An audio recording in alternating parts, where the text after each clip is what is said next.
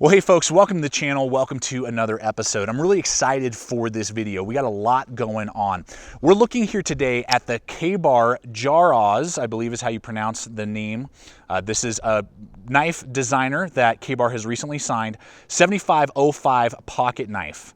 And he has come out with two different styles on this similar designed folder, as well as a couple fixed blades. And I hope to review those fixed blades in the future. But one of our very committed viewers, Matthew, sent this over to me. Matthew, thank you so much for sending this to me. He purchased it, said, hey dude, before I get to use it, I want to send it over to you to do a full review so that we can get a good feel for it, and then just send it back to me when you're done, which is awesome that one of our viewers would be willing to do that. I was planning on picking this up anyway, but his willingness to do that has just kind of helped the channel out, and I like to do that. And Matthew's a great guy. So Matthew, thank you for sending this over to me to review. And so it's cool because K-Bar, is known for fixed blades. They got their, marine fighting knife. They've got the whole Becker line, but they're not really known for folders. They have a few, folders, but not many.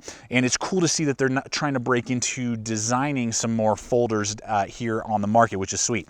So not only are you going to get, a full, run through of the 7505 Zaro, I believe, or Jarosz, I believe is how you pronounce that, folding knife. But we're going to run it in up against some very steep, well-known competition, the Ontario Rat Model 1, because they are so similar in blade lengths, and handle designs, and the materials, price point. There's a lot of differences, and I believe in some ways K-Bar is trying to compete with what Ontario has been doing for years, which is cool, and sticking with this designer's overall feel and design, which is sweet. So we're going to not only take a look at the knife, but we'll run it in against a well-known blade as well, and really talk about which knife is best to purchase, what are the pros, what are the cons, and what does this knife have to offer you that K-Bar is now producing in their budget folder line. So let's go ahead, jump to it, see what this blade can do, and let's have some fun testing out this knife.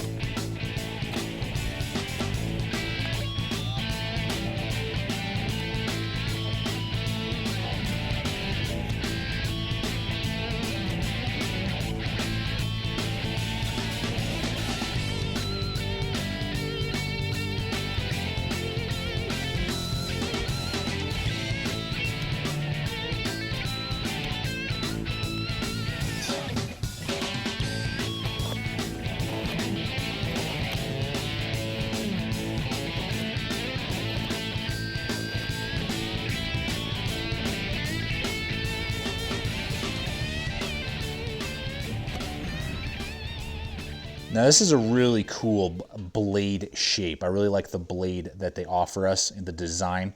We are looking at a hollow grind with kind of a stonewash finish on it with 0.15 inches thick. Really good solid tip there. So definitely a thick, well, that's the first thing I noticed. When I opened this up, I was like, whoa, that's a thick blade. This is a stout, solid blade, and the steel is AUS 8A, so AUS 8 steel, which is a decent, budget steel. I don't really have a lot of complaints with AUS 8. We will talk about that in comparison here in a moment when we do knife comparison with the Rat. But it has a really good edge on it. That hollow grind they did really well. It's going to do all the tasks you would expect of a heavy-duty folder like this to handle. It is razor sharp and is easy to put an edge back on with that AUS 8. And I just like that drop point feel, and it's just going to get the utility task, any task that you would expect this style of knife, a heavier duty knife, to do. And I'm glad they went with the hollow grind versus maybe like Saber. It wouldn't have cut quite as well because of how thick the blade is. The hollow grind brings that edge geometry in quicker and makes it easier to go through the material, which is nice to see. So they really thought through that. There is another version as well, which is a Tanto version with a hollow first grind and then a Saber secondary grind. That is the Tanto version. So if you are really looking at maybe more of a self-defense knife, they do have that option in the blade profile and blade shape as well. But really, for what the knife is, no real complaints at all with either the design, the grinds they decided to go with, and even the steel is it's getting towards the pricier side, around $40. Not too many knives are doing that anymore. SOG's really the only knife company that still sells some AUS 8 that charge that price, but they do cryogenic heat treatments, and I do see better edge retention on like SOG's AUS 8 versus this AUS 8. It's much more of a more closer to 8CR13 MOV than it would be to say like a 440C or something like that. So just kind of take that in consideration with this design. Handle. Now this is a real nice contoured handle. We're looking at GFN handles, black in color, so that, you know, it's kind of like a Gryvery. Think of like the K-Bar Becker feel of their handle scales is what you're going to get on this, but very contoured. The overall length is going to be 4.5 inches long with a maximum thickness of 0.6. So that's going to give you some really good contouring, and again, really nice and rounded and smooth. So I like that a lot. You can see there in my large size hands, fits well, got plenty of room out the back there, really locked into place. I got a really deep finger groove right here, got really good blocky jimping. I don't mind blocky jimping, it's the sharp angled stuff I don't like. So that really gives me a good secure lockup in either this hammer grip or in that reverse grip to really keep me solid if I was going to use this in some harder tasks. I'm really locked into place, and I think gives you enough for a tactical blade if that's what you're looking for and you know how to handle it. I would never recommend using a knife for self-defense, but if you know what you're doing and been trained, then that's always an option with this knife. There is the lanyard hole kind of hidden in that pillar construction there. You got those back spacers, some flow-through construction as well, which is nice. And then those steel liners, which makes this weigh in at 5.3 ounces. So this is a beefy blade. So just be aware of that. If you like the heavier weight knives in conjunction with the thickness of this blade and the steel liners and everything that this has going on, it is a heavy knife to be sure. So just take that in consideration when you are considering the knife.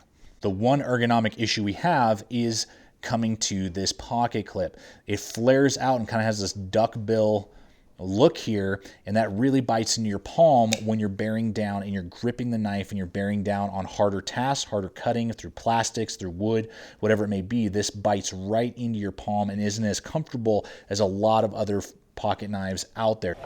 Stupid pocket clip. I don't know what the heck they're doing with this thing. Freaking platypus lip mouth eating my hand.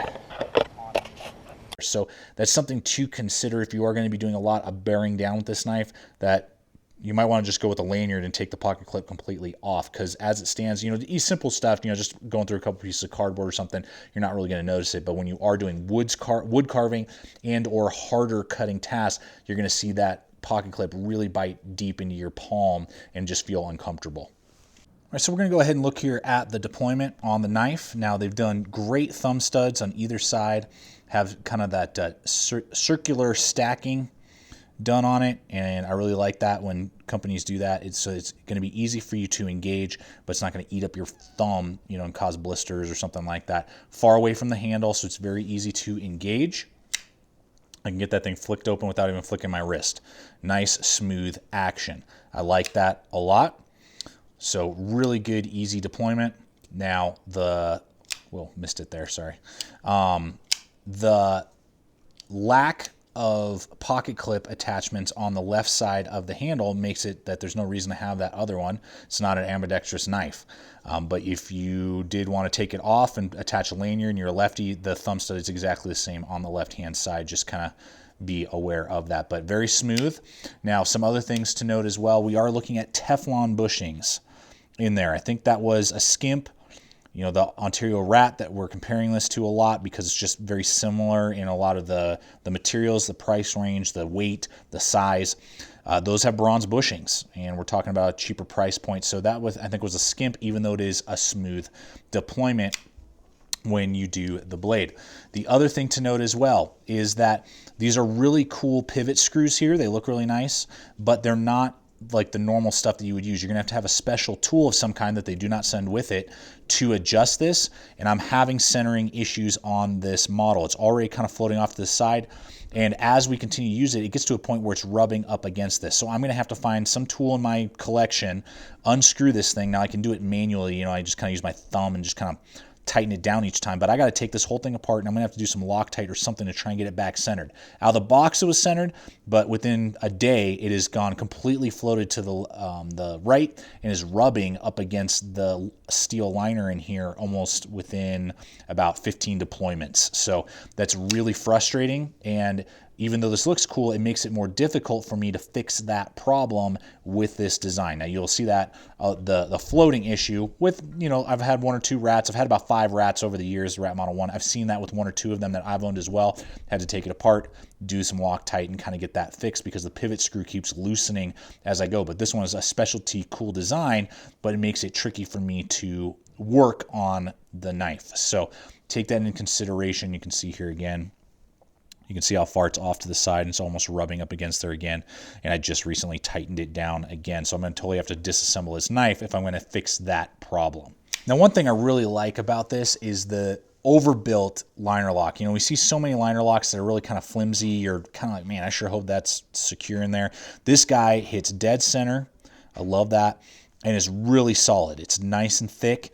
I'm going to get really good lockup with this bad boy, and it is easy for me because of that little space there, barehanded to disengage. Gloves, it'd be a little trickier, but no real issues there, and it is easy for me to disengage it when I deploy the knife. So really good, solid lockup on the knife, no wiggle left, right, up, down, very tight, very solid setup on that liner lock. Okay, folks, wanted to, now that we've really looked at the 7505 from Ka-Bar, really bring in the Rat Model 1 and talk about that in comparison real briefly. And the reason I do these comparisons is because you're a smart consumer, I'm a smart consumer. When we see a new blade, we want to see what else is out there.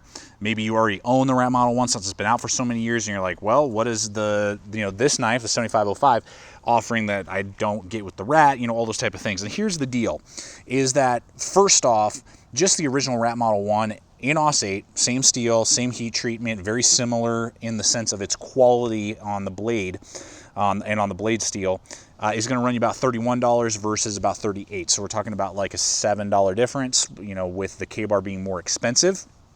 Now, the trick is, recently Ontario has released on many of their distributors D2 steel, and that is what I have here, a D2 steel blade, which is going to have an insanely high edge retention in comparison to what the AUS 8 version offers you.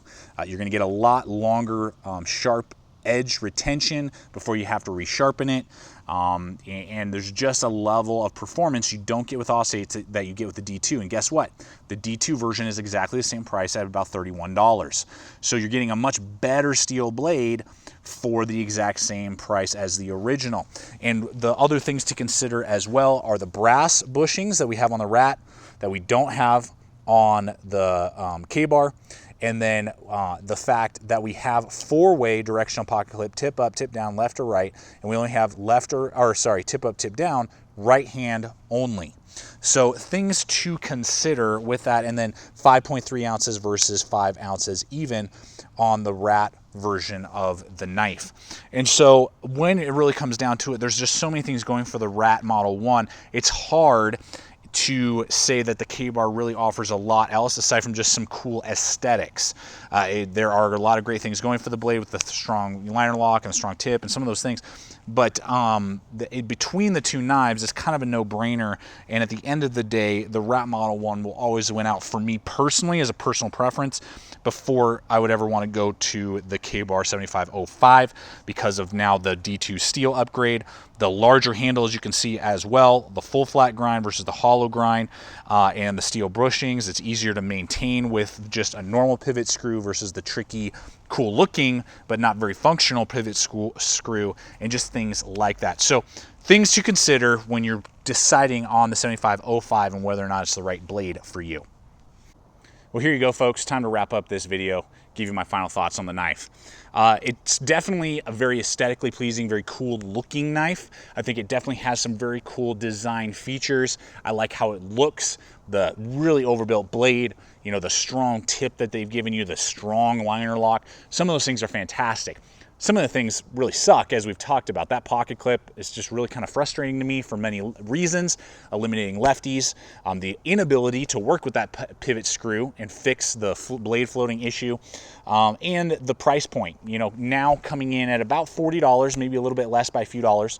You know, the Rat Model 1 is going to be about $10 less, regardless if you go with the D2 or AUS-8 version. $40, you can get a Kershaw Link. I'm just thinking of some other knives out there, you know, and that's a USA-made knife. I think it's about $10, you know, overpriced, and I think that there are just some aspects, if fine-tuned, could really help this blade out. As it stands right now, for a cheap, overbuilt, tough blade, if you like that, like 3-inch, heavy, bulky, strong blade, and you're not wanting to spend, you know, an arm and a leg, it's not my first choice. It's a decent choice if you already are, you know, sold on, and you already have maybe a Rat Model 1, you have a Link, you're just looking for another knife and you're righty and it doesn't really bother you, well, hey, give it a shot. You know, it's definitely a tough blade. But some of those things, for those of you who maybe you're just buying one knife for, you know, the next several months, there may be other stuff on the market, as we've discussed, that will be the better way and direction to go. So I hope this video has helped you out making that decision, you know, and I look forward to seeing what the market produces, how this knife performs, good or bad, and down the line, maybe new designs that come out, maybe a better version. Maybe they take some of the things we said in consideration, upgrade the steel, and maybe we'll have a really good, tough, heavy-duty knife. So as always, guys, thank you so much for coming over here, checking out the channel. Please subscribe, comment, like, share this video. Love to hear your thoughts on this blade and the concept and what we've discussed today. Check us out on all the relevant social media. That's a great way to see what's up and coming. And as always, remember, stay equipped, stay prepared, and we'll see you out there.